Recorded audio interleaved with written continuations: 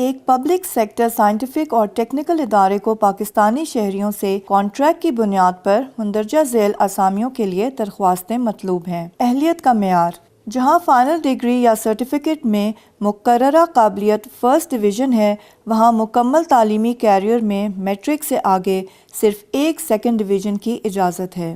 امیدواروں کے تعلیمی سرٹیفکیٹس HEC اور ٹیکنیکل بورڈز کے منظور شدہ اداروں کی ہونی چاہیے۔ کم از کم مقررہ قابلیت کے بعد حاصل کردہ تجربہ ہی شامل کیا جائے گا۔ مطلوبہ تعلیمی قابلیت اور تجربہ کی بنیاد پر صرف شارٹ لسٹڈ امیدواروں کو ٹیسٹ اور انٹرویو کے لیے بلایا جائے گا۔ امیدواروں کی عمر درخواست جمع کروانے کی آخری تاریخ تک 18 سال سے کم اور 35 سال سے زائد نہیں ہونی چاہیے۔ منتخب امیدواروں کو پاکستان میں کہیں بھی تعینات کیا جا سکتا ہے۔